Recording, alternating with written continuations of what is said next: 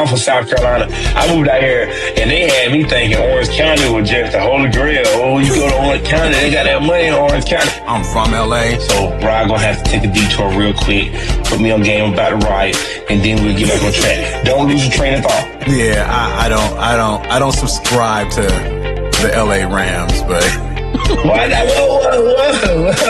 let's talk about this. Hold on. Sometimes you just gotta go with how you feel.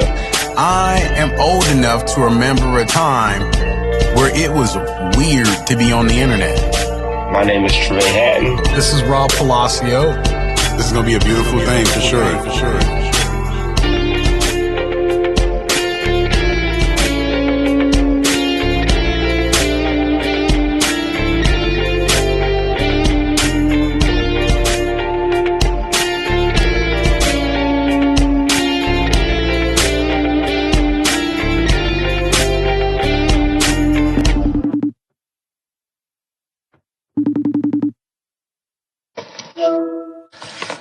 I'm just going to sip this coffee this morning. Just going to sip this coffee. Yeah, I got mine too. But while I sip my coffee, I'm going to break some news. You pregnant? Congratulations. That would be amazing. But I am due a congratulations. And not at, to the, what's the word I'm looking for? Anyway, it's not going to hurt you too, what you're congratulating me on. At least I hope not. I don't know Walter's teams. But currently, the New York Knickerbockers are 3-1 against the Boston Celtics, playing a closeout game tonight. And I have this to say. For all you Celtics fans out there that said you were just going to walk the dog on us. Easy. Well, no. Come on. I'm going to get this out. This is a platform I use to express my feelings. Okay. My wife, my father-in-law. Yeah, y'all, I'm talking to y'all. All these Celtics fans that said they were going to repeat. Well, you probably should have got a little bit more hungry this year because it looked like your season coming to an end. So wait, you talking to your wife and your father-in-law? I'm talking to every Celtics fan out there in the world. I need you to blink twice if you're safe at home.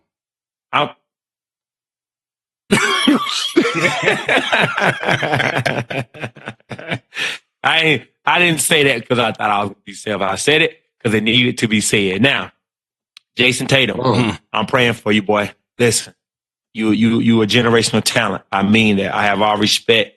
You never want to see a player go down, especially an Achilles injury. I know what that feel like. Literally. But yeah. You know what I mean? Oh, yeah. My family right here, had an Achilles injury. So, it's a slow grind. What was the recovery like for you on that, Rob? For me? I'm still recovering. It's about a year. It's roughly a year.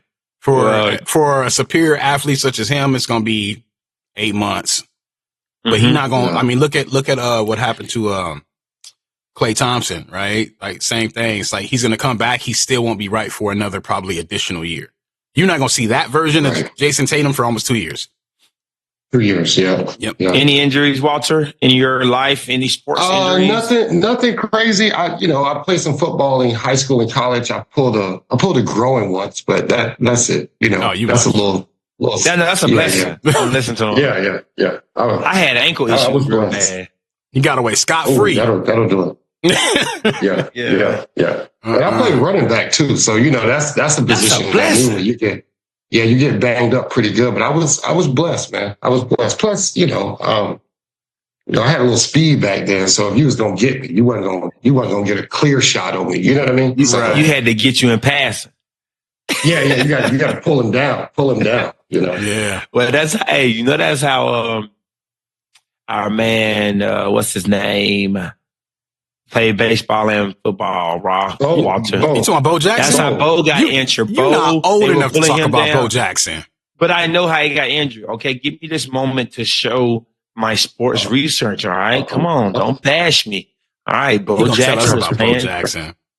He was running, okay, and he got pulled by the waist, and because he has so much power in his hips, when he planted his right leg, it knocked his hip out the socket. Got to be more careful. Got to be more careful. You can't. Bo knows. You can't tell him to be careful. You be careful. You just can't. That was bound to happen. And he did football for fun, by the way. Baseball was his actual sport. Yeah, I said that's the part I learned monster, late. Bro. Bo was. Can you think of another athlete that reminds you? Dion, two-way player, great athlete, but Bo he's in a league of his own. Like I can't think of anybody who had that sort of athletic prowess, that much power, that much speed, and to be able to play two sports. Yeah, I don't know. Not like that. Not like that. Yeah. I mean, because that's what sets them apart. Yeah, you can have that conversation. Like, even though Dion is a champion in both sports, right? Yeah, he won with the Cowboys, he won with the Braves. Yeah, he went with the Cowboys and the Braves. So let me fact check that. But go ahead. I'm pretty sure. I remember. Yeah, I feel like I remember that. But Prime was more. He was a showstopper. He had it figured out. You know what I mean? But Bo was a superior athlete in both sports. That's the crazy part. Yeah. But look, that he didn't win. Dion didn't win any major league championships. Oh, I thought he did. No, they won like the ALCS or NLCS, but they didn't win the big one. He played in the 1992 World Series, but they didn't win. He played in the 92 so he played. Okay, that's what it is. Yeah. They didn't win, but to play, it don't even matter. Bump all that. To even play in the highest level game at the highest level for one individual is crazy. I agree. It's crazy. I agree. It's crazy. But I mean, that's the beauty. That's the beauty of sports, right? But to sum all that up, the Knicks are probably going to go to the finals. We're probably going to play I'm gonna go with the Oklahoma City Thunder. That's what I'm going with. I'm going with Knicks, OKC. I got us winning in 6 games. I'm going Knicks, OKC. I got us winning in 6 games. Now, y'all say what you want. This is just a fan who's been hurt his whole life. The last time we were in the NBA Finals was like 99. literally your whole life. Yeah, 99. I was 2 years old, dude. Literally. The last time we won a NBA Finals was 1973. My dad was 12 years old. My pops was 12 years old. You need a better team. No, I don't. It's fun. Okay. People say the same thing about the Eagles my whole life growing up. Your team sucked. And look at me now. I'm just brighter days. Wait. So am I hearing this right? You're an Eagles fan in football, but a Knicks fan That's right. in basketball. I do what I want. I do what I want. A lot of people from Philly or New York. Are you allowed? Is that what I want? Right. Exactly. That's a great question. I'm glad somebody else asked it because everybody asked. See? I do what I want. No one asked me in front of me. Asked you that in front of me though. So I do. I'm an Angels fan too. I do what I want. I do what I want. I don't care. Yeah. And I like the Las Vegas Knights. I do what I want. I do what I want. Clearly. So the story behind the Eagles thing is my first rec team, the Carolina Panthers organization has not been around very long, as you all know. My first little league rec team was the Eagles. Shout out to James Grant, rest his soul. He was my rec coach and my barber growing up. And he made us really buy into it. He was probably the first male figure outside of my father that you kind of look at like, man, this is a cool dude. You know what I mean?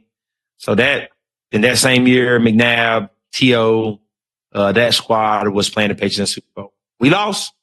And then you got something to say about that, Rob. We did end up losing that Super Bowl, but I was an Eagle fan ever since. Now, my dad is from Brooklyn, right? He was born in New York. He lived there until he was around 14, 15 years old, but was always a Knicks fan and a Yankees fan. But I'm not a Yankees fan. That makes sense. That is the one team I was like, I wasn't sure if I wanted to be a Knicks fan, even though my dad was one. But you know who I was a fan of was Carmelo Anthony. Carmelo Anthony played his first couple of years with the Nuggets. And then when he went to the Knicks, hey, I low key want to stop this story because you making me feel old. What you mean? You making me feel old. When he said I'm a Knicks fan, listen, this is where my mind went. Oh, John Starks. Yes. Mason. Patrick Ewing. Yeah. He said Carmelo and that's not even original Carmelo. No, that's afterwards. That's afterwards. That's like that was second resurgence Carmelo. I was like, oh man. I was like, wait, what was I doing? What was I doing at the time? Go ahead, Trevay. Go ahead. I just want to let you know how you make me feel. Right. That's how I became a fan, man. I was following Melo, and he was a cold dude. If anybody remember Melo when he played for the Nuggets, I thought he was all world. Like I thought he was the best player. I just, when you're a little kid, you see some but for some reason he could not get out of the West. Kobe Bryant, man, ruined Carmelo's career in the West. That's who I blame. That's how that happened. And Dirk too. And can't forget Tim Duncan. Tim Duncan ruined his career out West too. He had a lot of people he had to go against, bro. The West has always been overpowered. You can think of any era in basketball, and the West Conference was really good. Like the East might have had two killers, but the West Conference always had now I'm about to, since you brought it up, I'm about to show my age, and me and Walter about to run kind of concurrently. So the West has always been what it is. And when the East was dominating, it would have been like the Jordan era in most of our history. But the East never dominated. It was literally just the East always Detroit. had their years, but they wasn't. It's always the West. It's always been we need to fix it because the West is always fire. Yeah, they like whoever come out the West winning the finals. I mean, if you think about the run, though, you think about the Celtics had a run, Detroit had a run, then the Bulls had a run. Like, that's about 10 years, 10, 12 years with the East. And then it wasn't until Olajuwon in Houston. They brought it back out to Charles had a little love in Phoenix. They never won one, but Charles was a monster over there in the West. I'm trying to think who else. San Antonio. Oh, San Antonio been good. They had a run. Yeah, they had a run. Shoot, I mean, we argued it, the other day, Raw. Is Tim Duncan a top 5 player of all time? And it's just a question. Was there an argument? Well, hold on. That wasn't us. That wasn't us. That wasn't us, but it was an argument. It was an argument. We were in it. It wasn't us. It was the homie. Yeah, I mean, top 5 player of all time. But I'm again. Any younger than you, Trevay? Yeah. So there it is. So okay, well you should have led with that, Rob. You should have led with that. Yeah. That's why I was trying to clear that up. Yeah, I appreciate that because And so it's just funny. No, we're not. But I'm just saying it's funny. It's funny to hear all the perspectives. But enough of that. I'm sorry, y'all. That's what I'm saying. I get long-winded. You got to watch me. I kind of, and then Rod, he know me now. So he kind of like, okay, he got it. I'm going to give him his segment. Let him talk. It's all good. Yeah, he just let me go. Anyway, you guys, Walter Carter is on here with us. Okay. That's right. I don't need to introduce this man. He can speak for himself. How you doing, Walter?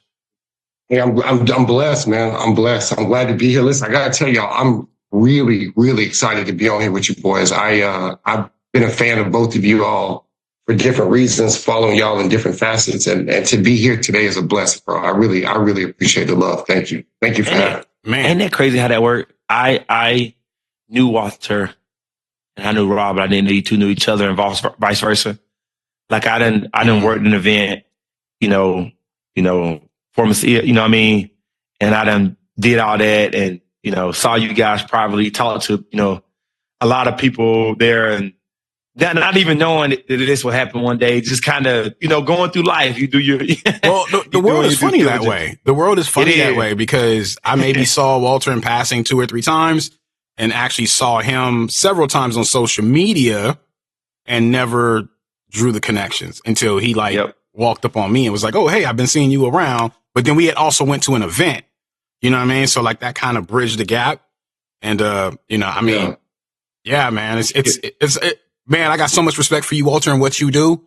And that's the reason I wanted to have you on because I was like, how do you get to do what you do? I mean, explain what you do first of all. And then I want to know how you got started. Cause everybody else don't know, but I really was. I've been waiting on this one. I'm curious too. Listen, man, I tell this story a lot, and I really don't. I try to think about, you think about your superheroes and their origin story, right? You try to think about where did it all come from, and every time I tell the story, I think about different facets and the makeup and how I get here. But the truth be told, man, I think I've always had this, without knowing it, I've always had this inkling or there's something inside me that really loved hospitality. I love the idea of watching people enjoy something, especially when my name is on it, and being able to curate or have something to do with or drive or influence an event and get people to come to it and watch them take away, whether it be a memory or wine or a moment. That something about that just really started to drive me. And this was I'm originally from Tampa, Florida. I came out here and visited in 2012, late 11, early 12. And I had traveled. I had been to Netherlands. I had been to Costa Rica. I had been to London. I had traveled, but I had never been to the West Coast. So when I finally came to the West Coast, I was here for about a week or two, and I just fell in love with California. And this is at a time where I just didn't know what I didn't know.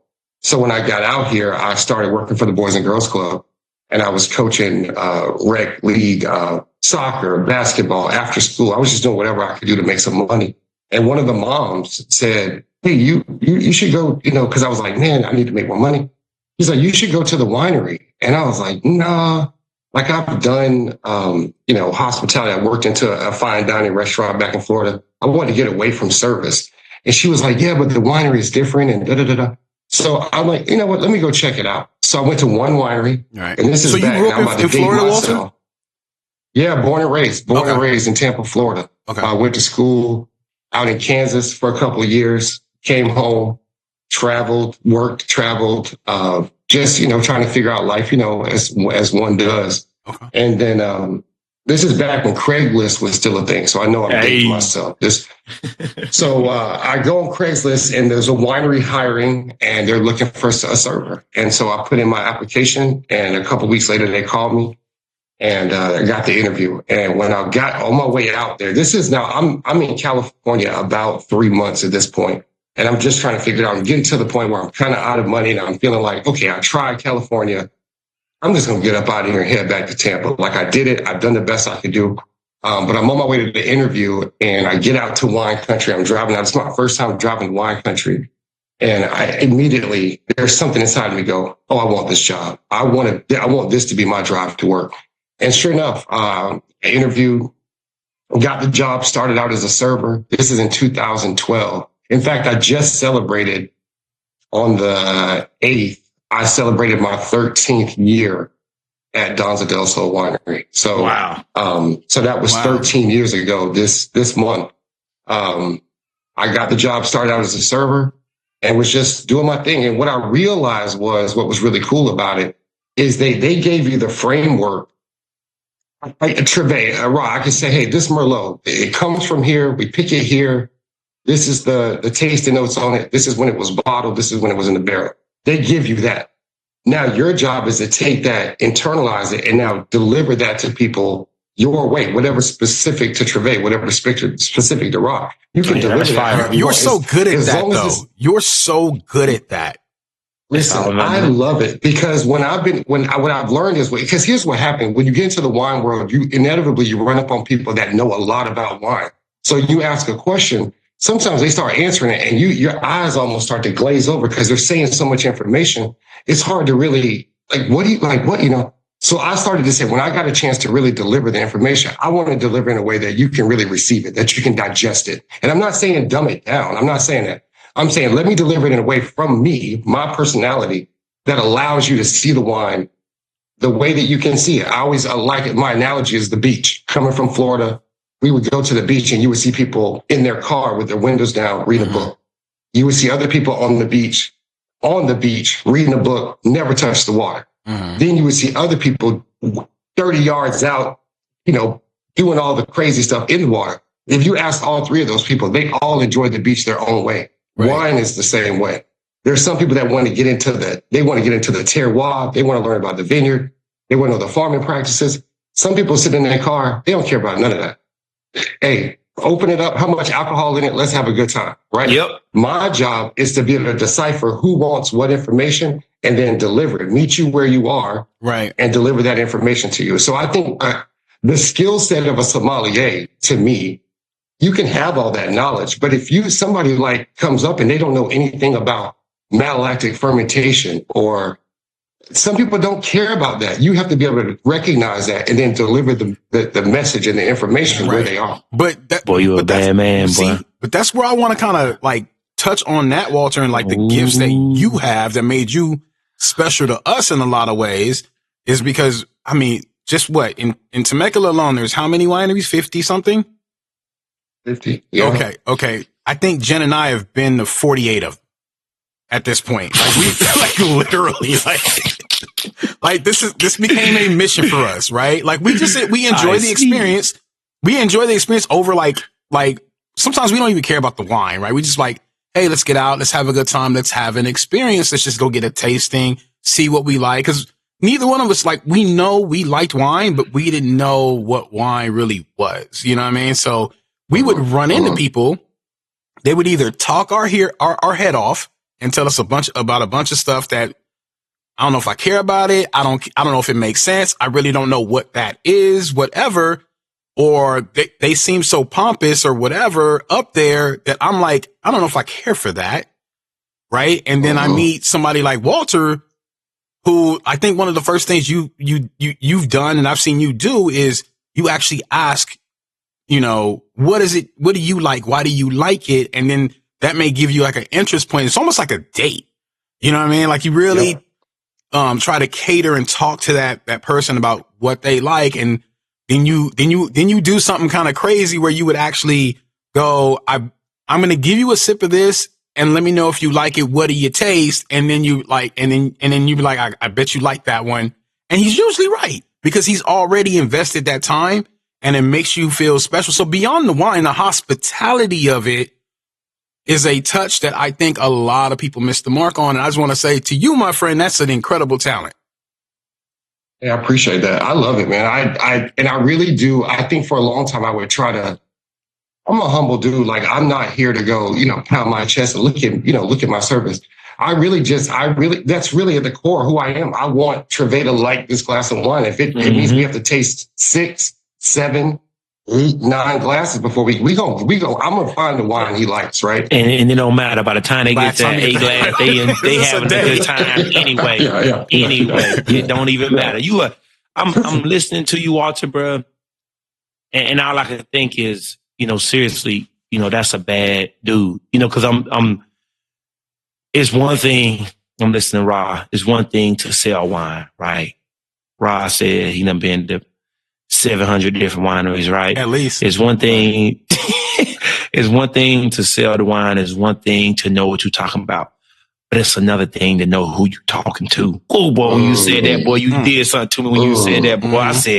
I said, this man right here, he not even looking at the wine as the wine. You're not even selling wine no more. You selling yourself. You selling yourself to people. I'm telling you, you selling Walter. Walter is a brand, right? So Walter come out to you. He see you at Danza del Sol. He walk over to you. Hey, how you doing? You say, hey man, never been here before, and I never usually drink wine. Walter, I got you. That's how I'm thinking. You already, not that you lost or you won, but you already got what you needed because you know what you're looking for and how you want it. It's so fire. I ain't gonna lie. You got me wanting to go to the winery. I'm feeling bad now. Where did that confidence come from? Where did that confidence come from, Walter? Because that's what I want to know. I've seen so many approaches. Like, as Trevay said, I was like, every time I see you in action, I'm like, man, that dude bad. And I would tell Jen, I'm like, I don't know if I could do what he do, but I like watching him work and it makes me want to do what he does. You know what I mean? Cause like, I would just watch his approaches. It's just wild, bro. Cause like, I'll be honest, man. When that time when you stopped me at the event, it was like pretty much he stopped me, bro. He was like, who are you? I've seen you around. And I was like, who asks me stuff like that? Like, just like, who are you? Don't be doing it. But then I brought in a friend after that and he, and then he did this whole thing with the wine and she doesn't drink wine much. And, Jen and I were just kind of showing her the winery and he literally picked out a wine for her and she loved it. And I think we bought a bottle that day because of that, you know? And I was like, wow, like, how did he figure her out that quick with like 2 questions and 1 tasting? You know what I mean? Like, that's a thing, bro. Hate that dude. When I think about where it comes from, that comp, it really just, honestly, when I think about when I started at Danza, what would happen is, you know, you're standing at the tasting bar, and I'm a Capricorn by nature. I like to watch, I pay attention to certain things. And when you're standing at the tasting bar, you can almost see these conversations and interactions happening, but it's almost like a wall. Like, they don't think that you're watching, right? So I would pour wine and I'd walk down to the end of the bar, but out of the corner of my eye, I'm watching you sip it. And whether people know it or not, your face, your body language tells me if you like the wine. I can tell. Does your eyes light up? Do you nod at the person next to you and go, or you kind of make this face like, let me spit this out and pour it out. I'm paying attention to all of that, right? Okay. So what would happen is there would be these down moments at the bar. And what I would do, I would come out on the other side of the bar. I'd grab a wine and say, hey, I could tell you didn't like that. Let's get rid of that. Try this one, right? And so more and more, and if I'm being honest with y'all, I was waiting for Danza, the managers at the time, to almost stop me and say, hey, man, you can't do all that. You got to get back here on this side of the bar. But what would happen is more and more time that I was there, I'd go from the taste room. Now I'm out on the patio. And they came up with a term at Danza. They go, oh, he's out there waltering, right? He's just out there waltering. Yeah. And it was this thing that you could tell it needed the tastings, the experience, the visits. They needed just like one more level of like, hey, are you enjoying that? Because if you don't, listen, I got 27 wines on this menu. Don't feel like because I poured it in the glass and I wrote it on your card that now you're wedded to that wine. Let's get rid of it. Scratch it out. Let's do it again. When I got people to start to go, they would look around almost like, is this real? Like, yeah, man, come get in here. You know, and maybe it's a Southern hospitality thing, right? Maybe my parents and my mom and her side of the family, my dad, that's kind of the way we operated. You know, they would, you know, my grandma had foster kids. So the get in here approach, get in here. You family now. You part of the team. That feeling is kind of carried over. And so when I start to see people really react to it, and I would have people pull me aside at the end of a tasting. I told this story before, but I had a woman, south of France, Italy. She's been to all these wine regions. She gets ready to leave. They're on a tour bus. Her friends had dragged her out. She had gone through a breakup or whatever it was. So like begrudgingly, she had come to the winery just to kind of, you know, satisfy her friends. I take her through a taste and I'm doing the waltzer, like I'm doing the most. And I'm not even knowing all of that stuff. I'm just in it because she's starting to vibe and the thing's going. She pulls me to the side and she's crying on her way out the doors. I mean, she's crying. She goes, you don't know what you just did for me. She goes, I've been to south of France, Italy. I've tasted wine pretty much all over the world. And this was the best tasting I've ever had. I've never had anybody take me through wine the way that you did. And I'm now I don't know what to say because it frees you because you're not doing it for that. You're not doing it for that. You're doing it because you want. I mean, you are doing it there. You do want to get that feeling, but what I'm saying is you're just doing it because it's the only level of experience that you know. Right? You're not doing it as fabricated. You're not doing it because it's fake. You're doing it because when you're out there and you're selling wine, this is the only level you know how to do it at. He's giving the experience and the wine is selling itself, really. But like, I mean, bro, like I second that whole thing because literally I almost cried, damn it. I almost cried. Like he made my woman cry, bro. Like you have no idea. Like we were like, okay, we were getting ready to put the whole thing off for like a whole another year. We had already kind of given up and we were like, okay, we already got a lot going on. We were maybe trying to enforce this. This is a sign we need to put it down and just wait. And bro, I knew you from one event and you're like, let me talk to you, whatever. And I don't know, you did your research. I don't know how you found out what you found out. Hey, I thought you guys were married. You guys aren't married. I know this. Where are you getting married? What do you like? Blah, blah, blah. And I go, oh, well, this is our criteria. This is what we need. And you're like, y'all don't want to do that here? And we were like, well, we thought we couldn't do that here. Who told you that? I'll be right back. He's working an event. This is in the middle of an event. And the reason I bring this up is because like, this is how like he can multitask and give everyone else an experience, but yet he's locking us into an experience. And it felt genuine. It didn't feel like you were trying to sell the winery or sell the wine. You were like, these people need this experience and I can help.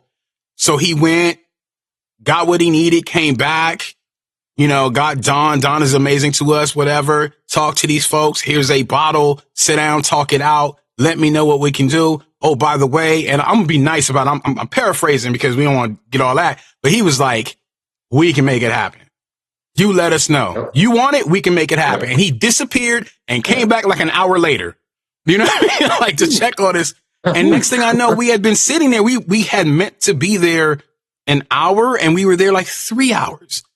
Now about to get married and my fiance looks at me with this glass of wine that she's enjoying and she's crying and she goes, is this really about to happen?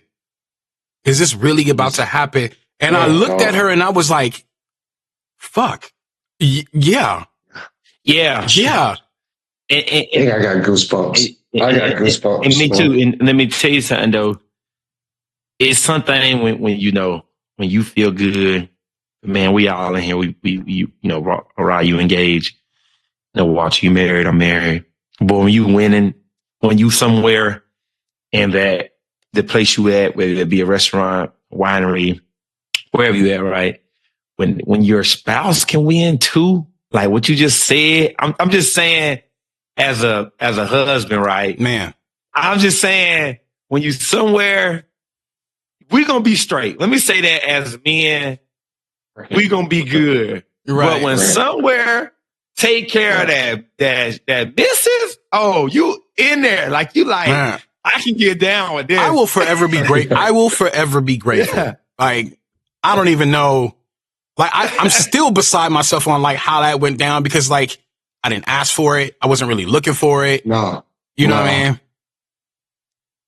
Raw, your energy, I'll tell you this all the time, and your energy, that first interaction we had at the Syrah Vertical, that was the first time we were really in the same room together. I had seen you a couple times. But your energy that day, I vividly remember you opening up a little bit about where y'all had just come from the night before. And it really touched me. And it made me go, okay, the way that he spoke and the way he talked about it, he was just honest. Hey, look, we coming off something. We're here. We're doing the best we can.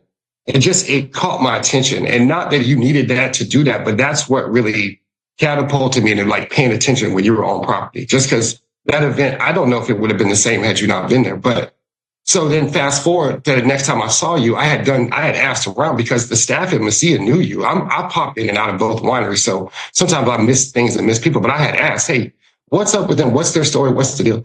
And I did some recon and I found out what was going on with you. So when I asked you, I go, I had thought y'all were married. I thought y'all had, the whole thing. So when I found out you weren't, I'm going, well, why, how come you haven't inquired about getting married at Danza or Masia?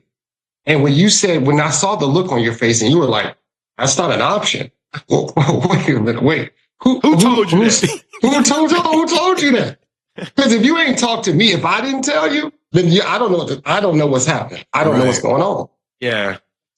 So that to me though, Rob, that's that moment, those kind of moments is really, and and if I'm being honest, it's kind of self-serving in a way. I think true hospitality is a little bit self-serving. Interesting. Because there's a part of it when you get it right for somebody, it feels good. It's a high. Do you know that you change people's lives, whether it's a birthday or I don't know, even sometimes just a regular day. I came in here, I was like, okay, somebody called me out to get some wine and you've changed their experiences. I've seen you do this, not just for me, but for other people just being on property with you. So I know you do this frequently. Is this something that, I'm not gonna say you do it purposefully, but do you recognize those moments and go, I've done my job. I've done my job. Right. Here's what I know. I don't, God has a plan for everybody. I don't see myself being a doctor. I don't see myself being a lawyer. I really wanted to be in education. I wanted to be a teacher. My dad always said I'd be a coach or a pastor. He thought that would be one of my two paths. But in my mind, this is the way that I can give back to the world. This is my healing. This is my gift. And my gift is to share it with people. And I feel like my job is to do that to the fullest ability anytime I get the opportunity to do so. So I take it very serious. It's not something I do lightly. But do I go into it going, I'm going to change it? No. I go into it and go, hey, if you in front of me or you with my staff, whether it be Danza, Masia, offsite event, wherever it is, if you're in front of us, we are going to make a commitment to deliver you the best experience we possibly can. That's a commitment we're making every day we walk into that building. And if we get it right, and we're like Trevay said, if everybody can win in that moment, great. If we get it wrong, let us know. We'll correct and do it again. But we're going in there purposely to deliver the best experience we can for you today, right now. And it's not tomorrow, not come back later. Right now, in this moment, if you're in front of me, I'm going to give you everything I got. There's days that I walk into that winery, I got real stuff going on in my life, but I'm not going to hold you or charge you for what I got going on now. I tell my staff, hey, leave life at the door. That's not their fault. You ever go somewhere and you can tell somebody's miserable with their job? Yes. There's nothing that bothers me more. Listen, I get life is happening to all of us. Right now, we're dealing with some stuff that, if you let it, it'll really bring you down. I don't think that's my fault. If I walk into your establishment, you having a bad day, why are you taking that out? I work hard for my money. I'm willing to spend it with you. I'm not saying bow down but just show me some respect. Show me the same respect that I would show you. And when I get an opportunity to show people that, I love it. I can't help but say, I say it all the time. I would do this for free. Now, I wouldn't work as many hours as I work, but if they called me tomorrow and said, hey, can you come do a tour? Can you come do a tasting? I'd go volunteer. Give me a bottle of wine. I'd go do it for free. I would, because I love it that much. I really do. My wife will tell you, if she was here, it makes her angry how much I do it. I mean, we were at Christmas, we got tickets to the Rams game. She won some Verizon tickets to the Rams game. We got to go down on the field halftime and watch the band and do the thing. It was dope. Nice. Bro, we were walking down the tunnel, and I get an email from a group that was on their way to Danza, and I'm in LA at SoFi Stadium. I'm working in the tunnel Christmas Eve, trying to get them set up for she what are you doing? And I'm trying to hide the phone. Nothing. You would think I was talking baby. You would think I was talking to another girl. No, I'm literally working. I love it. I'm passionate about it because it means something. And like y'all said, we've developed a brand. I think Danza, Masia, we've developed a brand, and I want that brand to stand for something. I want it to stand for excellence. Well, tell the missus thank you for sharing you with the world, because I will pass that on. It's much needed, man.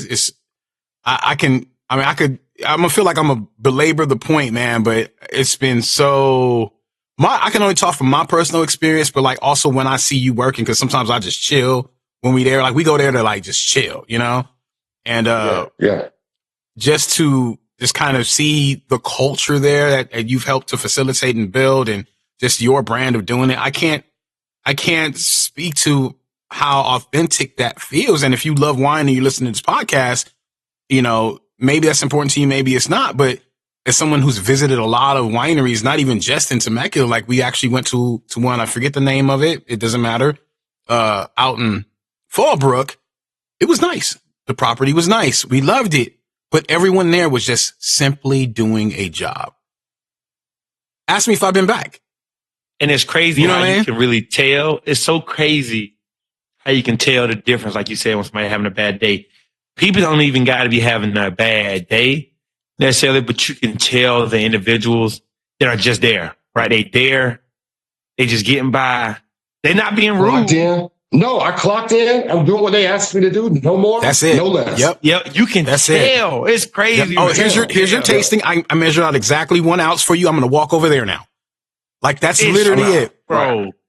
Let me ask you guys this though. Wait, real quick, Trevay, not to cut you off, but let me ask you guys this. This is something that's come up a lot in the circles, because now I'm getting to a point where I'm on a lot of committees and we're talking about kind of the future of Temecula Valley, the future of wine. Our industry is kind of, I don't want to say it's under the gun a little bit, but the wine industry with the tariffs and all the different things that happen, a lot of people in the wine world are very concerned about the future of wine. Oh yeah, I didn't think about that. So one of the things I keep going back to is hospitality. And the question I'm asking, and I'm getting mixed answers, do people care I know I can tell that you two do, but does the average person with Grubhub, Uber Eats, Instacart,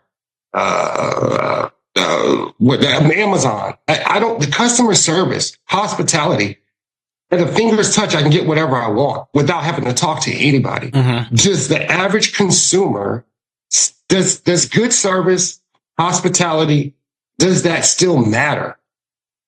Or as a whole? It'll always matter. People care. It always matters. Because I'm about to go in. It always matters. I'm gonna let you go last, Trevay, because you're gonna have a very more educated scenario because you work in that service. I cannot wait. Right. But for me personally, I think it's going to always matter because yes, you can get things, you can order it online, Amazon, whatever. But when you want repeat service, when you want someone to think about your brand and what you're doing first, they're going to remember how they felt. Right. Like even for me, sometimes driving down to the winery isn't as convenient as I might want it to be, but we make an effort if we haven't been in a while or if we just we want a glass, and this is why if you think about even like your membership perks, right? Like you come in, you get your free glass or your tasting or whatever, and we go, well, hey, we're just going to go get our free glass. We're going to talk to a couple people we know, and then maybe we buy a glass. Next thing you know, because we're being treated well, now we done bought a bottle. Now we done bought 2 glasses, whatever. Now we done bought some, the chips or the cookies or whatever the missus want, right? Whatever I want, the security board, whatever.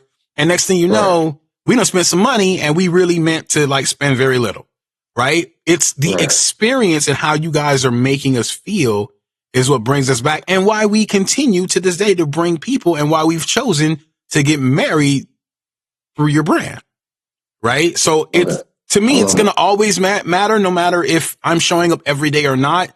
When I'm ready to spend, I'm always coming back because of what you guys have done. All right. Give me the question. Listen, one more time, just to end, Walter, what you said, just so I can make sure I'm not saying what I'm about to say wrong. Okay. The question that we've been posing and talking about in circles is, do consumers still value customer service and hospitality? Has it gone by the wayside for instant gratification? Give me what I want. Let me get out of the way. I don't know. The truth is I feel like it does, but does the average consumer, do people still care about hospitality, delivered experience, authentic experience? Does that still matter? Working in the restaurant I'm at, and I can only talk from personal experience.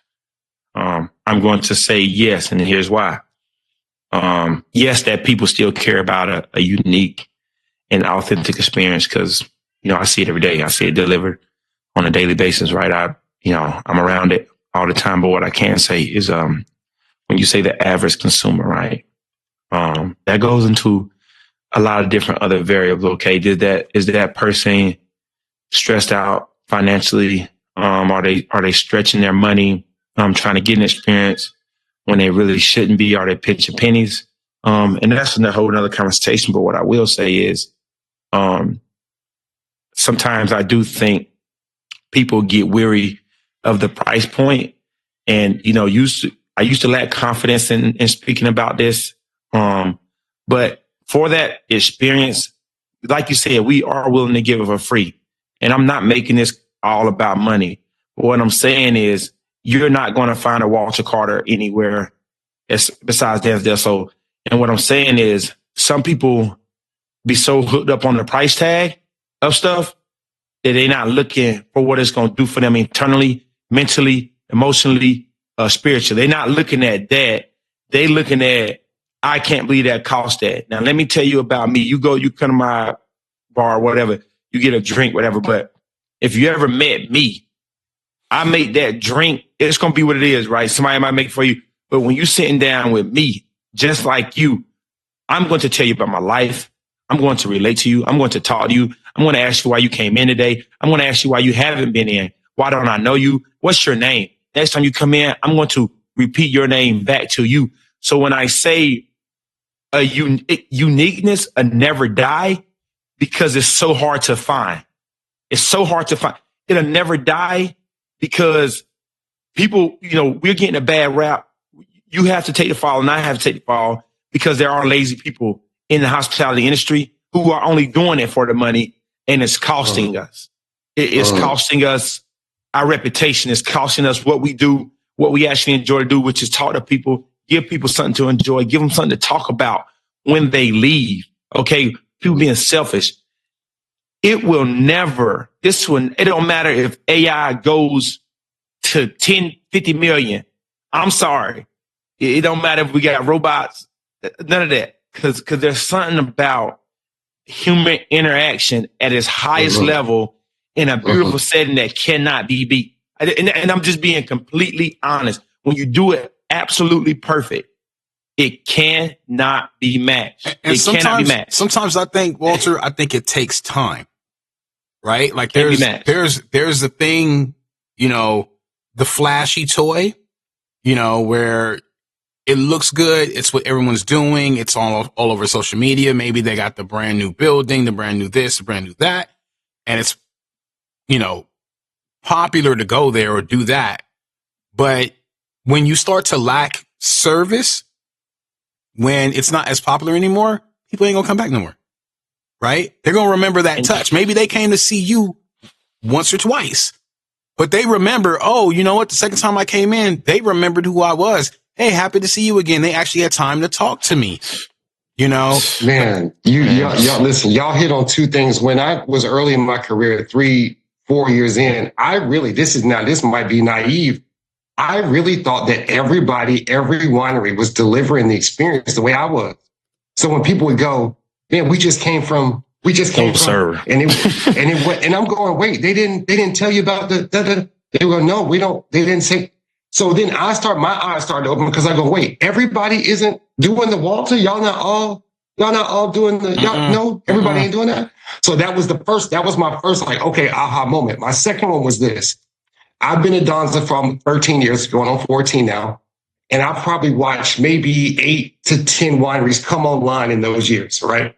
And the first couple of times the brand new building would come up, I'm telling you, I would go to my my colleague or my boss, and I'm scared. So-and-so opening up next week. Everybody's talking about the grand opening for the new winery, and we're going to lose all of our guests, and they were like, shit, relax. I go, but you don't understand. It's got a brand new building. They got the bathrooms and an event space, and we're going to lose all of our members. Relax. So then they would say, just watch what happens. And people would go, just like you said, Rod, they would go. And then within a couple of weeks or so, people would come back and they'd say, did you go to yeah, we went. And I'd be going, well, you still here? They're like, yeah, this is where it's at. This is home. Yeah, we went to go check. Yeah. So we went to go check it out, but this is what we had. The name of this podcast would be Waltering Right. And I'm going to tell you what happened when they went to the other wineries, right? They were expecting somebody to come out and do the Walter. And all they did was go out there and pour some wine, and they gave them a nice building, and that was it. No human interaction, right? It's just, I'm sorry for a lot of people. Some people can just go somewhere, and the materialistic part of the experience can be enough for a small percentage of people. It can be. Mm-hmm. You can go somewhere and say, I'm coming back just for this right here. I'm not coming back, but I'm just throwing out numbers right now. I'm serious. But 85% of the time, a smile and an authentic personality will pull people back. I'm telling you, 85% of the time. I'm telling you. You could pick any part of life. You could take that to your dating history. You could take that to friendships, whatever. If you are a good person, if you listen, the most what expensive resource you could give somebody is your time. You can't get that back. Right. So when you spend that time with someone, you know what I mean? And you show them a good time, they're gonna remember that. So whether you're dating someone and you treat them right, and even if they don't physically come back, they're gonna remember you. You're gonna be that person. That's just what it is. So that's why it just depending on where you are in life, you may appreciate that a little bit more, or you may have to walk that road and be like, you know what? Right. Remember that old thing? Right. That's what that was. I messed that up. Right. Yep. And so it's like for us, going back to that, Jen and I, we tend to remember that every time we cheat on y'all. But no, in all seriousness though, damn it, this would have never happened if we just would have went to Danza. This would have never happened with Walter. Right. That keeps happening, right? Or we be like, we compare it. Like the comparison is always, there's not a Walter here. I was just gonna say. There's not. And Trevay, you know what? Trevay, I'm gonna be honest. That happens. I mean, I want to say this the right way. Going to your establishment where you work, for me, there is something different when you're behind the bar. And when you're not, I'm not saying I'm not having a good time, because it's great. I love where you work. But when I don't see your face behind that bar, there's a little part of me that's like, There used to be a time. I'm telling you, I used to only go when he was there. I get it. There used to be that time. Now I know everybody, and they've got good people there, so I go, right? Of course. Yeah, no shade. But I'm just saying, Trevay brings a level. He brings a level that it's something for me. It's comforting, and I love to see his face. He's always got a smile. I'm ready to go. Event, I mean, listen, I told him one night, we did an event. When I worked it, I think it was just me. Behind Trevay, the bar. To this day, I tell people that story. I went to him before the event started. I said, Trevay, you're the only one here. And listen, we had a plan going in. The owner came in and switched up the whole situation. So all of a sudden now we went from everybody going to get one cocktail to it was open season. It was worth it. Listen, Trevay, I've never seen anybody work a bar down like that. I'm thinking at some point he going to wave the white flag. Hey, oh, no. Y'all, hey, we good. He smiled on his face the whole time. What's next? What you want? Rod just seen it the other week, a couple Sundays ago. Yeah. I'm gonna do it, and I'm not. It ain't no arrogant, but here's my thing. I had the pleasure of working with some amazing bartenders. When I first started working, and I always just try to take the good stuff from everybody, right? But I gotta give a shout out to my boy Jeremy. He was probably the first bartender I worked with. He was about in his mid-50s, right? And the dude had a crowd like no other, right? He had a following. Right. People would come in. I remember I covered a shift for him. People literally would turn around and walk out the door if he wasn't there. And I never took it offensively. I just said, how do he get them to make them feel his presence like that? And I studied him and I watched him. And literally the stuff I do to this day is literally modeled after him. And what I'm saying is when you dare, and sometimes I'm not going crazy fast. I'm working it right. But the main thing is when a person give me a drink order, I look at them in their face. I say, I got you. It's coming up. And if it's taking a little bit longer, I say, I haven't forgotten about you. I got it coming. I was just whipping up this. And they seeing me line them up, and I'm still cracking a joke. I'm still saying, how's your evening going? I'm still saying, I'm from South Carolina. I grew up in Pageland in the country. I'm doing all that. And then I get you a drink and we just keep talking. And now you drink. Now you like, no time passed, right? No harm. Nothing was wrong, right? It could have been 10 minutes until you got your drink, but it don't feel like no time passed because I'm still engaging with you. That's the difference. I'm just saying that's the difference. That's all I'm saying. And listen, bro, and it's apparent, Trevay. It's apparent. And there's a rule, a term we use in hospitality. It's the golden rule and the platinum rule. Now, growing up, the golden rule was something I always thought it was superior to everything. Treat others how you want to be treated. And I went through life thinking that the golden rule was a real thing. If you treat others the way you want to be treated, they had to be nice to you. And obviously, you get older, you learn that that's not the case, right? But in hospitality, they took it a step further, and it was the platinum rule. And it was treat others how they need to be treated. Not how I want to be. It was how they. Fire. So it was powerful for me when I got that message. So if Rod is somebody that needs a little bit more touches when he's doing his wine tasting, and he needs a little bit more explanation, he wants to know the history behind the label and the varietal, I got to give that to him. If Trevay says, "Look, man, me and my wife, when we on date night, I'm not really trying to hang out with you like that. Just give me something that she gonna drink so I can go sit down." I got to meet him where he is. I think doing hospitality well. Again, going back to what I said earlier, is being able to identify that and then lean into whatever that is. There was times just like Trevay said at the bar when I first started as a server, I would have people 3 deep waiting on the wine. I had servers to my left and my right. And they would see people waiting. They would go, hey, I can take you over here. I can take you over here. And the people would go, no, we'll wait for him. We'll wait. We're going to wait. And I'm going to tell you why. They done been in here. No, they done been in here and they done seen you. Whoever, people looking, people that come in the restaurants, they looking at people. Ain't nobody crazy. It ain't nobody that's just letting stuff go on by the way by. They done been in here. They done seen how you operate and they done seen how Walter operate. Right. I'm not throwing on, but it's a different level. It's like a different level. Yeah. It's like, I'm not about to do that to myself. What's me waiting 10 minutes for this experience when I'm going to go over there and all I'm going to do is be upset. I'm going to be upset that I didn't wait.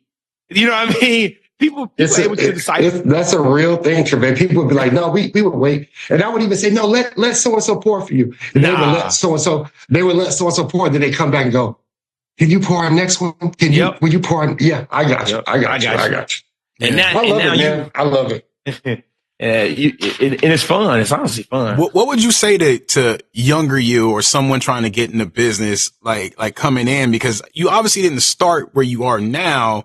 And you started as a server, you said, like, was that a scary beginning for you? Were you like, I'm in over my head? I don't know how I'm going to do this.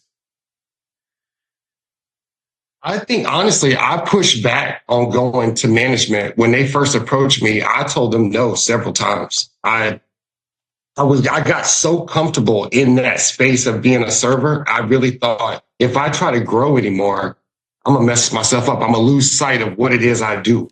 So really just getting my feet wet. And I think the other thing I found, Rob, was I found my passion. I think when you get into this business, and this is what I tell people all the time, especially I'm working with MSJC, I'm working with different colleges and young kids that are trying to get into the wine industry.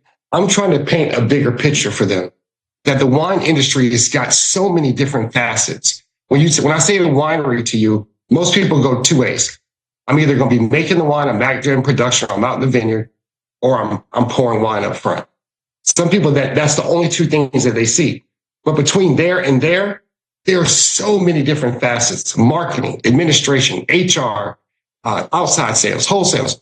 So if you can find something you're passionate about in this industry, the cool thing about this industry is you can really take off and grow in that thing that you're passionate about, even if it's just money. Let's just say you're just passionate about the money, making money in the industry. Well, a good way to make money is to be really good at the hospitality, be really knowledgeable about what you're pouring. So if you want to just make money, you got to know your craft. You got to know your product. You got to know who's walking through the door. So I love trying to get people to understand that the wine industry really is, and I know this sounds cliche, is choose your own adventure. Mm-hmm. What about the wine process do you like? You like labels? You're an artist. You want to design labels? Go get in the wine industry. You're a chemist. You like putting together flavors. You're somebody like Trevor that can taste and tell you. Go be a winemaker. I just talk. You're somebody that likes analytical. Okay, you go work in the tasting room. You go be a spokesman. Anything you want to do, you can do in the wine industry. Well, I'm talking about he's selling that thing. I want to go back to what you just said about that bread, and I ain't even talking about wineries. But it's like, and now it's just going into, what me and you talked about earlier, Raw, just an honest conversation. And I'm not even trying to shift it like that. But he said, if you want to make money, you still gotta learn it, right? Like if you want to go far, and I'm not even going against you, but I'm saying anything you want to do, like people, I don't even want people to get caught up on the money, because y'all listening to Walter right now. And the majority of y'all saying, man, this dude energy is off the chain. And what I'm saying is his energy off the chain because he didn't come at it with money initially. I'm telling you right now, he didn't come at it. He came at it at an angle that said, I'm going to be the best at this. I'm going to give people the best experience. And then the money came. And I'm not talking about selling wine no more. I'm just saying your character and how you approach what you say you want to do every day has to be on point. I'm just saying, like, if you are a school bus driver, you better be the first one out there in the parking lot. Yeah. The bus better be warm. The kids better get in their seat. The bus better not be cold. I'm talking about they better, when they cross the road, you better have your arm out the window. I'm just telling you, it's a level. I'm saying, because we said earlier that the food, we've been under a heating lamp, right? Not a heating lamp. We on the hot seat, right? Unique experiences. We're under a hot seat because people are not mastering their craft. And when I say master your craft, not being split-minded, okay? Not saying, regardless of this, I'm going to make money, regardless of if I smile at this person or if I don't smile at this person. That mindset is what's killing everyday life.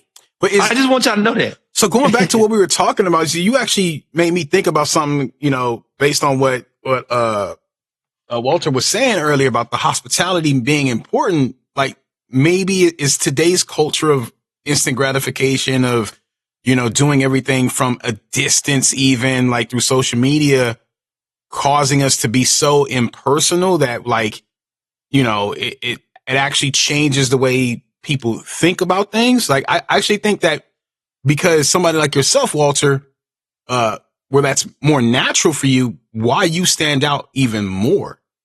You know what I mean? Instead of looking for that first initial bang and go, oh, I'm afraid because they're going to the new shiny thing. It's more so like they're going to always return or remember where they can come to get that feeling, because it's hard to find that nowadays.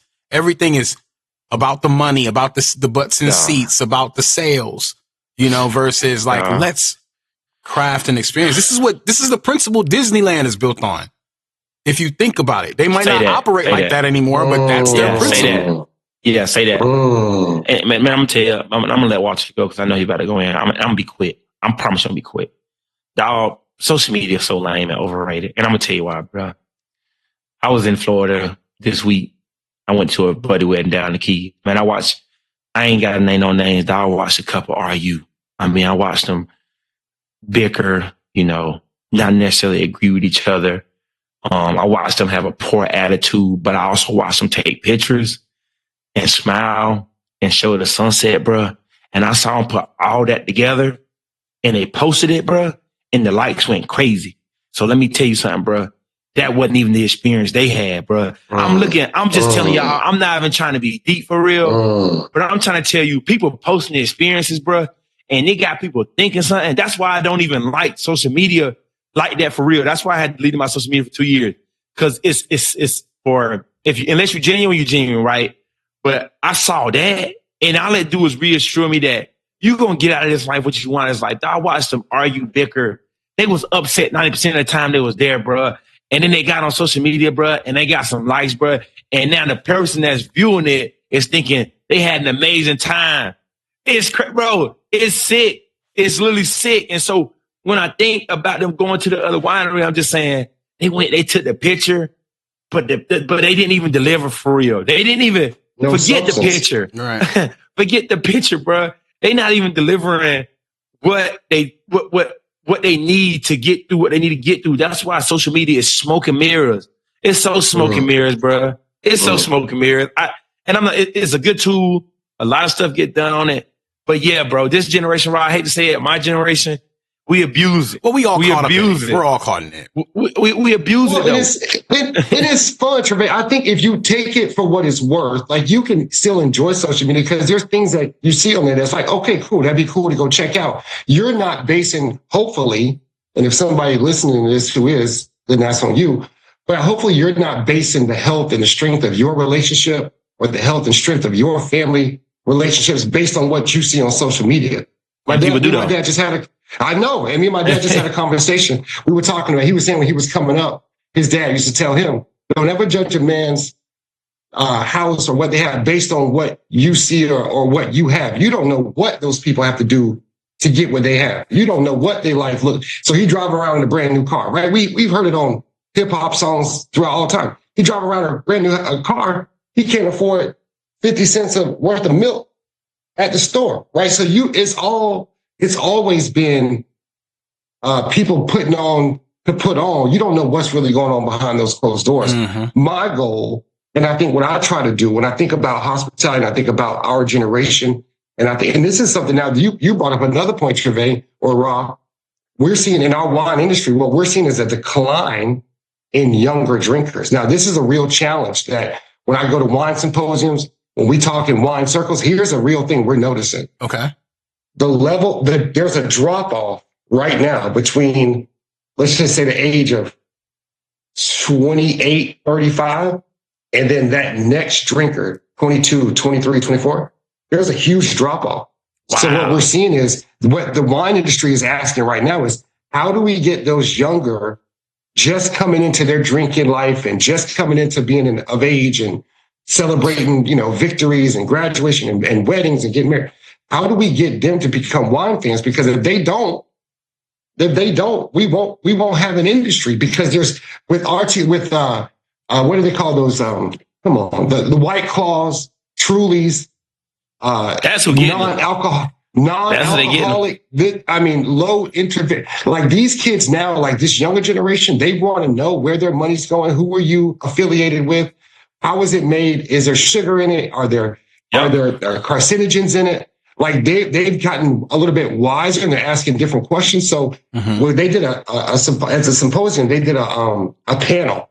They had all different generations up there, from Gen X, Gen Z, all the way down millennial, everybody. And the overriding theme that came from it was the younger generation said, y'all not talking to us. The reason we're not drinking wine, y'all not talking to us. When y'all talk about the way you project wine, the way you're selling it, you're not speaking to us. We feel intimidated. We feel you're talking to our parents. You're not talking to us. But now Trulies, White Claws, these guys are talking to them. They're creating a brand. They telling them, we gonna fix this. Yeah, we got this for you. This is, and I'm gonna tell you what it is too, though, because I'm on the fence about that. Because this generation is a little sensitive, and I'm saying that for all intents and purposes, because what I'm saying is, winery is a whole different ball game, right? It's a different demeanor. You approach it differently. And what I'm saying is, if they're doing all this research, they will understand that majority of wine is actually not bad for you at all. If you're obsessively drinking. Right. So I will say, for you guys, one big way to reach them is for sure social media. Mm-hmm. Okay. So speak their language, of course, which is hard for a winery to do. I hate to say it. It's hard for a winery to go do the lingo they do. And you don't see a ton of, I don't watch TV no more, but I don't know how many wine commercials there are out there. When you do your marketing, if you're up there doing like the besties thing or the memes, maybe you get a sign outside with like LeBron James falling over or something. You know what I mean? Something to get that generation going. But as far as like what these other platforms are doing, and what I feel like you're saying is that they're hearing the younger generation complaints, and they're shifting their model. Which I think is also hard. So if you're taking, and you're right, it'll be hard to find wine drinkers when they get older. You know what I'm saying? About 20, 30 years from now, right? You guys are looking way into the future, which I love. That's my question. Which though. I love. What does history tell us? And maybe you both know more than That's what I was about to say. I do, because me personally in my peer group, I didn't really start drinking wine until I was a little over 30. Older. Right. So are we really worried about that? Cause you're 21 and you're doing all the parties, you're clubbing, you're drinking all the hard liquor or beers and all the trashy, cheap stuff. You don't even have a real job yet, or in your career like that. So when you turn 30, maybe you slow down, cause you don't go to winery and turn up like that. At least most wineries.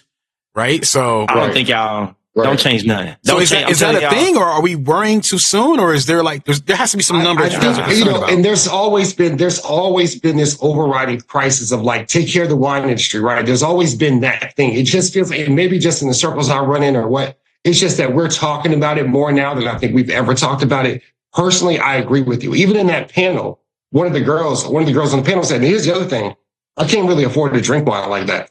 She was like, listen, now she's 22, 23 in college. She's like, cheap alcohol. Me and my friends get together. We looking for the deal, right? How much can we get for how turned up we trying to get? That's the ratio. How much money do we have? Right. How turned we trying to get? So that was another thing. She said, wine, its approachability. And I think we all agree.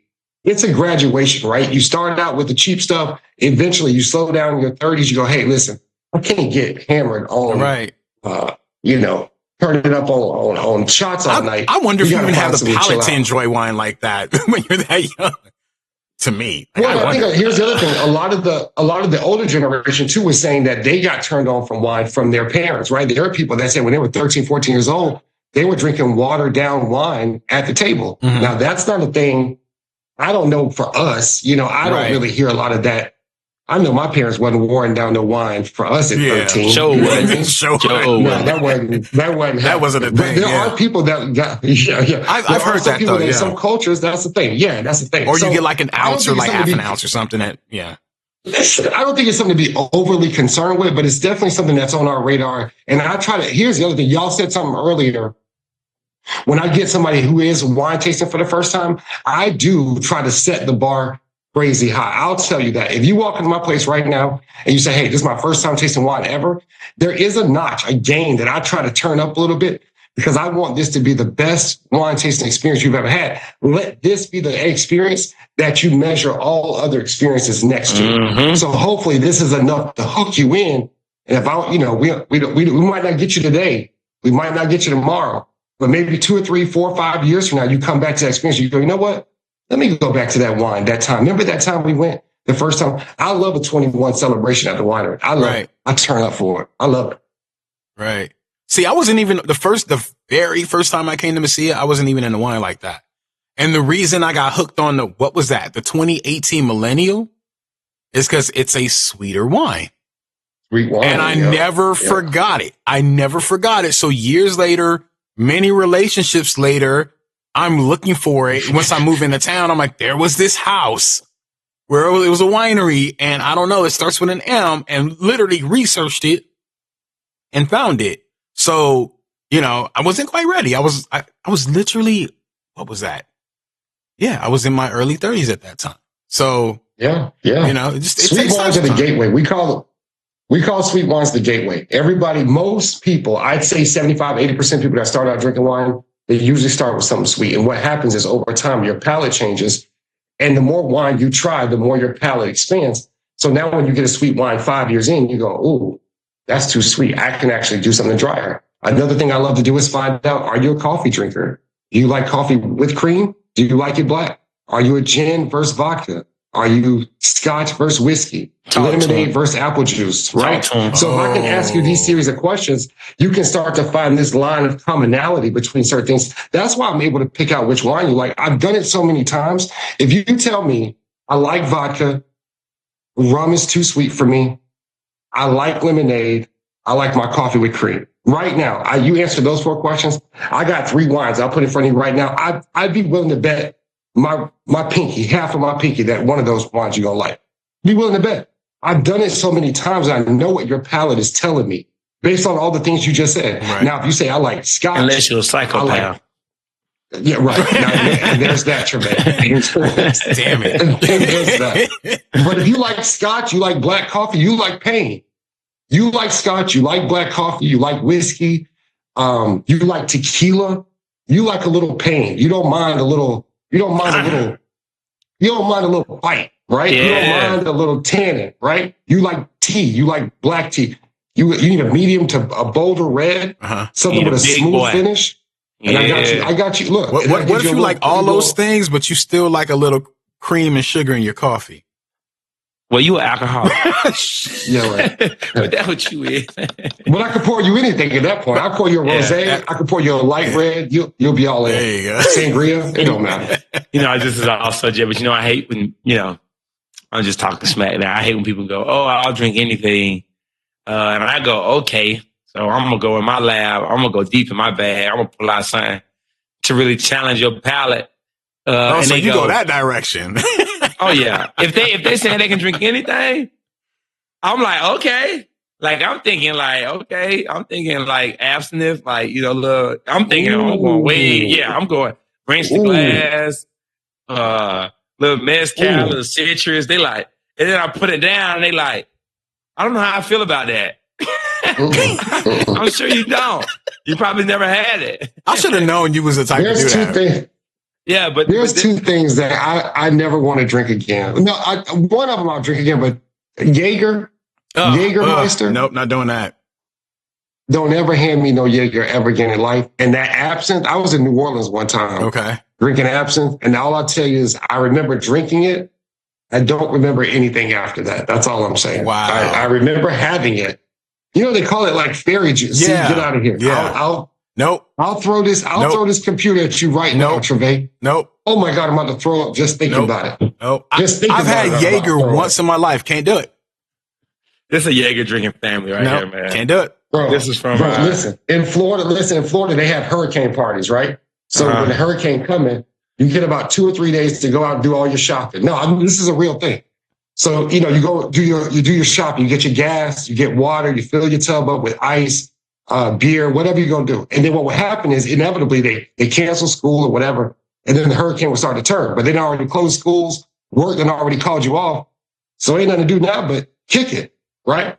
Now, sometimes your power don't went out. You've been hanging out for 2 or 3 days. And now all that's left is a bottle of Jaeger. And you got a day and a half to just do nothing. Right. Bad times. I'm telling you. That Jaeger's going to sit there. I'm sorry to tell you. That Jaeger's going to sit there. What was the second one he said? What was the second one he said while you don't drink? Absinthe. The absinthe. I told him absinthe. That's a tough one. That's some Charleston. Yeah, the dude in New Orleans put the sugar cube. He put the sugar cube on it, lit the sugar cube, and I've never had authentic absinthe, but I've had like the watered down version. Yeah. Well, I just do a little glass rinse the glass with it, throw it out. It's more for aromatics, but I just, I do it just to see, once again, I always pushing the limits, like you said. I always trying to see, what that person looking for. You know what I'm saying? I done had both. I done had somebody come in and I go against the grain and I do something different. They say, man, that was fantastic. I done had them say, hey man, give me something else. You know what I mean? But once again, let me ask you another question, Trevay. Going back to your question, you said the guy that you learned the skill set from, the bartender you first worked with. Yep. This is a question I ask a lot of people. Let me just see where y'all at on this. Can you train? Now, obviously you were able to train, become a bartender. You got a skill set that's undeniable, all the things. Can you train or teach hospitality? 100%. I can teach you hospitality. I can teach Raw how to deliver hospitality. Well, I can teach it. Time out. What time I got to show up? What time I got to show up? I'm down. No. I see what you're doing, Walter. I see what you're doing, Walter. Could I train me? No. And I'm not being arrogant or nothing. Could I train a me? No. Can I tell an individual exactly what I do, how I do it, what to think about, how to deliver it? Yes, but at the end of the day, it comes down to that person. And listen, I truly believe that because I done trained a handful of people. And I done showed people all my tips and tricks and what I do. Mm-hmm. And at the end of the day, that person still has to put it together and make it their own, right? Because that's the same thing I did, right? I took all the good stuff from every bartender and I made it Trevay, right? I did it the Trevay way. Mm-hmm. You can teach hospitality, but you can't teach somebody how to be the best version of themselves. And that's how I'm going to sum it up, right? So you say it's on them. It's kind of on the individual in hospitality. That's the beauty of it. Everybody gets trained. Everybody has a curriculum. It's what you do with that curriculum and how you apply. It's just like school. Everybody get taught the same thing. Ain't no teacher out here, unless they is, you need to move your kid from that school, showing no favoritism, teaching somebody different from the other kid, right? At the winery where I work, any job I ever had, everybody the same curriculum. It's how you apply yourself. So can you teach hospitality? To an extent. But somebody else got to go do some lab work. I mean, they put so much pressure on people that's training. They put so much pressure on, making sure they get the knowledge they need. And then, this person don't deliver at the level and you go, man, we told you everything.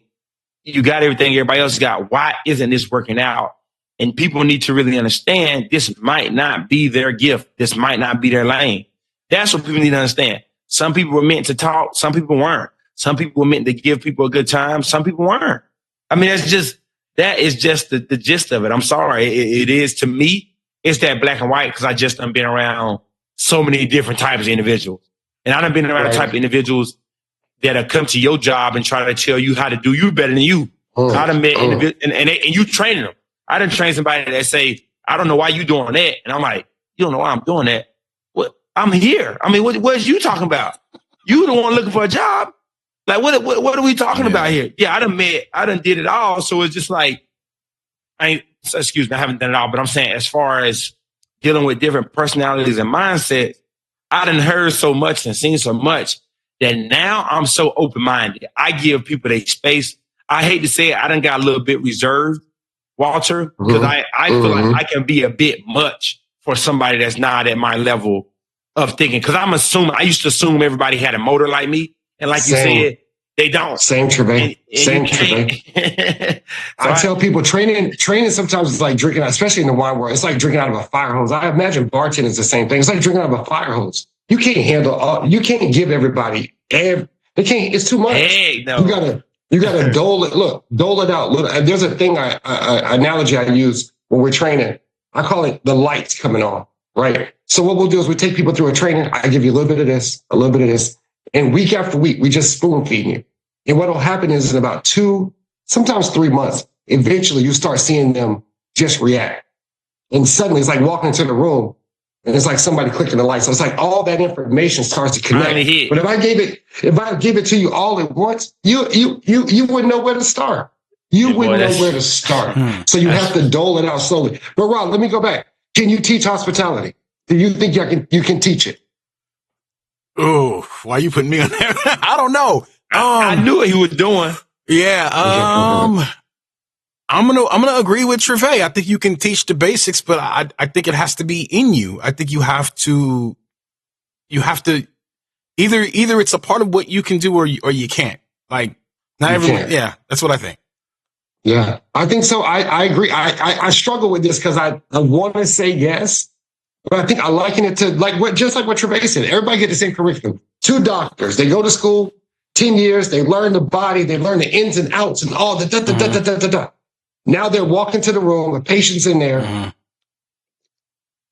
Some of them I mean, you know, if you show me the Walter pour, I might could do a little something. That's just me. Right, that's. Right, we don't do the Walter pour until you don't get that till my bad. I'm overstepping my bounds. Yeah. See, you try to move too fast. Okay, that's veteran status, right? Yeah. I mean, I'm just saying. But see, he got all these little nuggets that make you go, oh man, that's cold, because he just be like, you know, it's just the pour. What I'm saying is, dude, and that's what I'm saying. You can't teach it because when Walter got there, he already had, okay, let me go back. When Walter do the pour, whatever the pour is, he already done checked. Have you not seen the Walter pour? No, it ain't even. I'm going to show you a picture. It's on social media. But it ain't even, I think I done seen it because he did an event with Nikki and Dylan, and they got him on the, I'm sure it's brand. I got to get it brand. I got to figure out how to get it. You better do that quick. It's 20 other things. Y'all got to understand. He just said you got to dollop it right. He giving you this. Walter has already mastered those 20 things. And now the only thing he's doing now is giving you another step to the experience, right? Now you got the pour. He just met you. He said, hey, you've been around. Check 1. Hey man, come over here. Let me let you try these wines. Check 2. How have you been? Check 3. Let me go check on these other guests. Check 4. Everybody's around him. Okay. Now let me pour this wine for him. Check 6. When you try to give an individual who's never done it at that level, that much information, along with get your running side work done, make sure this is white, make sure this is clean. It's too much. It's too much. Mm-hmm. And then they try to do the pour, but the table been sitting there 30 minutes. Now that table asking where they at, but they over there smiling for working harder. They working as hard as they can for one group. It's not a gimmick, Trevay. It's a result. The Walter pour is a result. That's what I'm saying. You trying to walk around. You can't do it like he doing it, but you seeing him doing it and you seeing how he do it, and you only doing a quarter of it. Now your head on fire when you walk away from the table. One table good, but your other 4 tables is pissed off. Yeah. Now we got to fire you. Yeah, he over there entertaining. Meanwhile, we ain't even got no water over here, right? That's what I'm saying. And that's you got to know. You got to know where you're at. Man. Can't teach it, you know. No, you can't. I love that. I love it. I really do think I agree with you, Rob. I agree with Treve. I think I can show you what it looks like. I can give you the framework, but unless it's in you, unless it's really in you to deliver. I mean, there's things that just, even as a guest at somebody else's place, I noticed waiting in line or somebody, there's people they'll walk into the winery and they'll look around. You can see, I go, you need a restroom? And they'll go, how did you know? I know, I'm paying attention. Look. You're not looking for nobody. You're looking for a restroom. Yeah, I'm paying attention. Don't nobody walk around looking like that. No, you're right. Unless something wrong with you. Yeah. Right? Yeah. So it's those little things, though. To me, all like you said, all of those add up to that experience, right? There's a book, Unreasonable Hospitality, and if y'all watch The Bear. If you probably heard this story, but the guy serving this table in this really high-end restaurant, he hears the group over talk about they're in New York or Chicago. I forget where it is. They're in New York, 11 Madison Park, I think. Anyways, long story short, he's serving this table, high-end restaurant, talking about high-end. He hears the group talking about how they've been in New York for 3 or 4 days, and the one thing they didn't get to try was a street hot dog. Now, he clearing the table, a high-end restaurant. I'm talking about Wagyu, blah, blah, blah, blah. He overhears them say, man, we leave tomorrow. We didn't get a chance to try this New York style hot dog. Runs in the kitchen, takes the dishes off the table, runs in the kitchen, gives a busboy $40, runs down the streets to get the hot dogs, brings them to the chef. Chef plates them up, dollars them up, puts this chefy kind of spin on it, brings them out to the table. Hey, I overheard you guys saying you were in New York. You didn't get a chance to try the hot dog. We wanted to make sure you got it. It's a different level. It's a different level. To me. That story right there, to me, that's who I want to be. That's where I want to be in hospitality.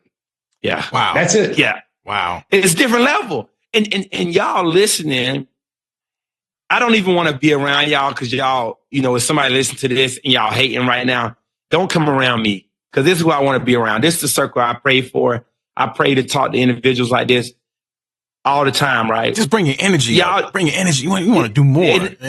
And you listen to what he just said. That man didn't do that he did that. You know why he did that? Because that's what it looked like when you on your A game. That's what it looked like to be separating yourself from others. That's what it looked like. That's what it looked like. And people get so, he being extra. That's too much. I wouldn't have to did all that. I just wanted to be the most, to do the minimum I can to get by. Go do that. But don't do that near me. Because I got to keep my brain, I got to keep my head level. My head level.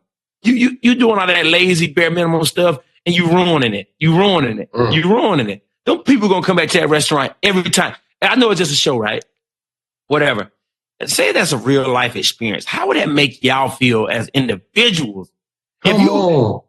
I'm talking about, bruh. You can't listen. You won't be able to tell it. No, this dude is talking. Listen, this is a real book, A Reasonable Hospitality. That's a real story. That actually happened. Oh, that happened. He took it. That's a real story. He was like, his restaurant got voted 50. If I'm telling the story right, his restaurant got voted 50th of best restaurants in the world. And they do top 50. His was 50th. And the book talks about how he was upset that they got 50th, ranked 50 of all the restaurants in the world. He was upset. So his mission was to be number one. And the book is about how they went from 50 to number one. And that story is part of his growth into saying, you know what? We're going to deliver unreasonable hospitality. Another story. Family comes in, they've never seen snow before. It starts snowing when they're in the restaurant. He calls a black car service when they leave. Instead of going to the car, because he overheard them, we've never seen snow before. He got the kids with him, blah, blah, blah. Calls a black car service. It's Christmas time. Hey, we ordered you a car. You're going to go around Central Park and ride around and look at, I get chill bumps thinking about that. Think about somebody delivering on that level. Think about what that, you can't tell enough people that happened. You won't be able to tell enough. Every time you walk out the door, you'll be saying, man, this one time we was at the restaurant, we didn't even tell you can't tell enough people that story. That to me is hospitality. That's what we should be trying to deliver. So that's what's going so to with that being said, Walter, knowing that sometimes as an establishment, as maybe just a person yourself working in an establishment, knowing that sometimes what you do for people doesn't quite equal dollar for dollar in that exact moment, but you're going to change someone's life, and maybe you get a return client out of that, which means more than any $1 that person would have spent that one day. How do you find people to like join your staff that's going to fit that criteria, that's going to dream the way that you dream? Fate, I'm telling you right now, that is the hardest part. And you know, he can attest to this. It don't matter. You're going to get so many different people walk through that door. Right. I don't care how strict your hiring requirements are. I don't care how many resumes that's going to affect who you hire, right? Obviously. Yep. But man, 100%. you don't know an individual until you see them doing what they do. I don't care. That's why I don't judge nobody. I don't care if you come in and say, I work at this restaurant, I'm this dude. I don't care about none of that. I want to see you in action. I want to see how you perform when that fire get hot, when the pressure on. Right. That's the only way you're going to know. That's and unfortunately, you know, some restaurants do have a different criteria for how they, you know, employ people, how they get them on staff. And it don't work, bro. It may work sometimes, but bro, it don't work. I'm telling you, because sometimes that person you throw off to the side, bro, you know how I got the job where I'm at, bro? You know how I ended up in Menifee, bro? I was working at Fridays, bro, here in Corona. I was working at TGI Fridays, bro. My manager was leaving, bro. My manager's leaving. She goes, hey, Treve, I'm leaving. Your hospitality, who you are, is too good to be here. Who you are, you're too good to be working at Fridays. So I'm leaving. I'm going to go serve at this new restaurant open up called Savage Chef.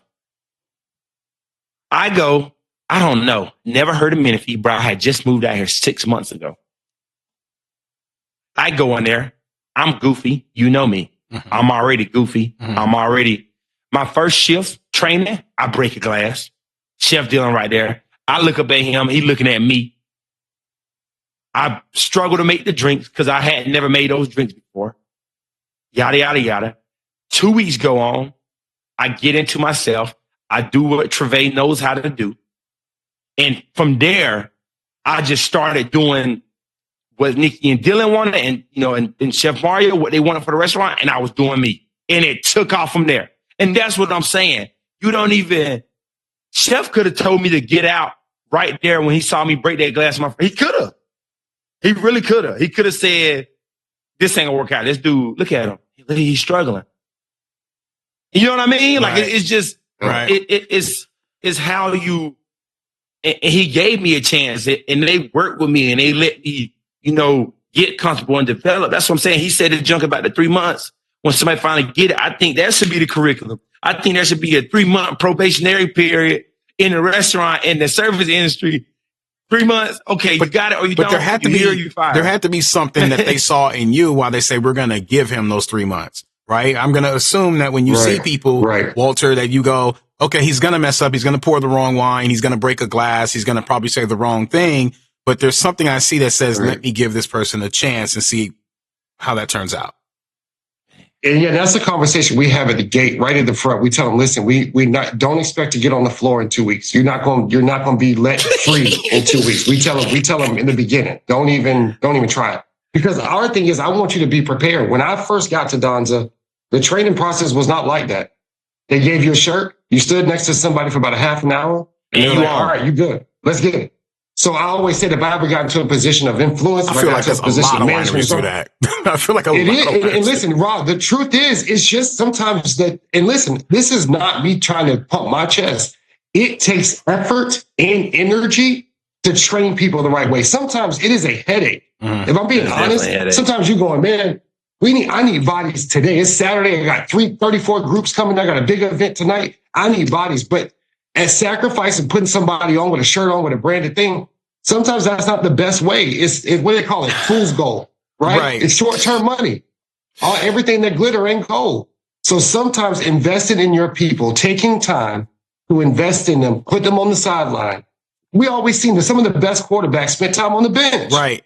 You have to learn. You got to watch somebody. It's so true. See it. It's so true. Well, you just said something. Then watch. But we set that expectation at the gate. And I'm telling you, we've had people go, listen, I got to make money. I got to, Listen, well, I'm telling you now, if you need to make money today, you might want to get a second job because it's going to be a little bit before you really get on here. Right. Yeah.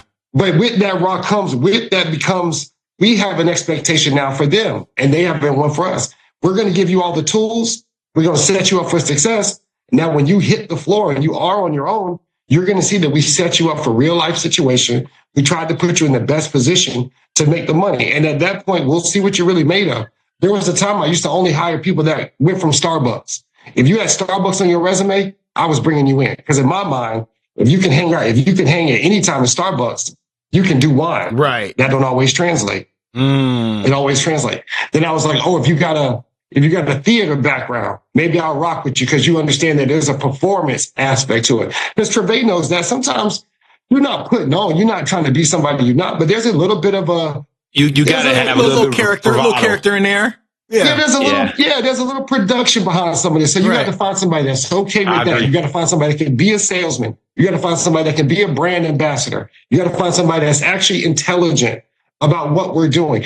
I'm telling you, I don't have the formula, but when it comes to training and bringing people in, I really try to set the expectation. I hate when jobs do the bait and switch. I've heard so many stories of jobs will tell somebody, Rod, you can make $5,000 a week if you come in and buy just do this. You get you all right, and it's nothing like they talked about. Right. But that's why you can't do it for money. But that's why you can't do it for. That's why you need to sell. You need to sell the brand. You just said when you got there. Thank God they met you, Walter Carter. It don't matter how busy you get. You need to always, and this is for my entrepreneurs. When you're talking about your brand, you cannot just have your brand out there sounding, looking, speaking any type of way. When you talking about a brand, talking about getting people, listen, man, you always got to cross your T's and dot your I's because nowadays with social media, 2-3 people leaving somewhere with a bad review will ruin it for 300 people that wanted to come. 300 people that wanted to come. Yeah. See, no, this is really good because that's the thing I would say is that's in common from both the places you both work is there is a high bar of character with all those people. There's not a person at Masia that I don't like. In fact, the issue Jen and I have run into at Masia is because we like and enjoy our time with every single person who's ever interacted with us there. We go, so who do we hang out with today? Yeah. That's always the issue. Yeah. And then we feel bad because sometimes it's 2 or 3 of them, like everyone recognizes us. They're like, who are they going to pick? And we're like, let's go see this person. And then we see the other person kind of go, oh, okay. And I'm like, oh, we love you though. We love you though. I love you. It's not personal. You know, I'll get my second drink with you. That's a good problem to have. Yeah, that's a good problem to have, bro. But it's a ongoing struggle, fight, initiative that we put forth every day to train our people. And it's not something we take lightly. We take that very, very serious. And I try to make it so that you feel that level of energy that we're pouring into you so that you take the position serious. I hope that you see that. Yes, absolutely. And say, well, man, if they're willing to invest that much time in me on training, imagine what they'll invest in me when I want to grow. Imagine what they'll invest in me when I tell people all the time, I want you to be successful, whether it's here or somewhere else. You don't know how many letters of recommendations I've written for people that I've wanted to stay. I'm begging them, please don't leave. Please don't leave. And they go, listen, I got to take this opportunity. All right, I'll write the letter. I want that for them. Yeah. You going against what you going outside of you to make sure they good. Yeah. I want that for them. And they know that. My staff and my crew, they know that. I want that for them. I want them to be successful. And God knows I want them to be successful inside of our walls, especially I done poured all that energy and training, time and toil into them. But sometimes they got to go get a big girl and pick that job and they got to move on, and that's okay. Right. But we take that very serious, Rod. I don't have the formula. It's got to be something in you. It's got to be in you. And hopefully I can find that thing in you, hit the switch, and you go, oh, this is another thing. Going back to social media real quick. when I hire people on, I don't really follow all of my staff. I kind of see their posts and different things, but inevitably, what'll happen is about 3 months in, when I talk about the lights coming on, you'll see somebody repost this, and it'll be a picture of, and just watch it, because now that I said it, especially when our phones listen, you're gonna get one. You'll see somebody post a picture of a vineyard, sunset, a bottle, a glass, and the hashtag or the caption will say, "I love my job." When I see them post that, I know I got it, right? Now they're literally drinking the Kool-Aid, because when you really are passionate about what you do, there's a thing that starts to happen. You start to bleed it. You start to put it on your social media. Everywhere you go, you talking Danza, you talking Masia. Oh my God, you got to come check out the tour. We got this event. That's when I know we got them. Yeah. And now we can go forward. I love it. I love it. Man. I'm sorry. We're going to table this. I'm sorry. We can go. We're going to go. We can go another 2 hours. Easy. Because man, I definitely got other things I want to talk to Walter about. We're going to set this back up again for sure. And we keep saying this, but this is, wow. This works. And I'm not even being funny. We've been talking. We've been talking about serious stuff in the industry that need to be talked about. But Walter, we still got to talk about you. We talked about you just a little bit, just a little bit. Before we wrap it up, we still got to talk. Yep. That's what I'm saying. And so, we gonna come back. We're gonna come back. Yeah, let's do it. Listen, I'm open, man. Anytime y'all want to get together, I really appreciate the time. I could, like you said, I could go all day. We need to do. Here's what I want to do though. Next time we do this, I want to send y'all some bottles. Wherever we are, I want us all to be drinking the same wine, or let me pick a bottle. That I think represents you. A wine let me pick a wine for you and let me tell you why I picked that wine. We're gonna open it up. We're gonna toast it up. Let's do it. Let's try that. Oh my God. Let's try that. Can we do that sooner than later? We're gonna put this on the calendar. Yeah, let me know. Yeah, let me know. Do that. I don't know if I'm ready to talk off that wine podcast. Mm-hmm. No, we just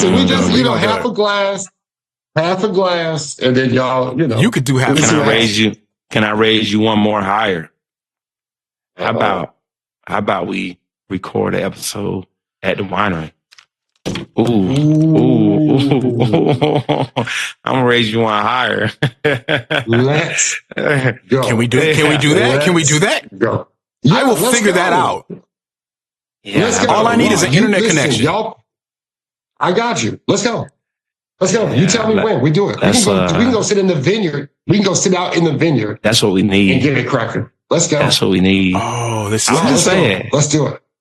That's what we need. I'm gonna need your schedule, sir. We're gonna figure this out. Let's do that. Let's go. Let's do that. Okay. Let's go. I'm down.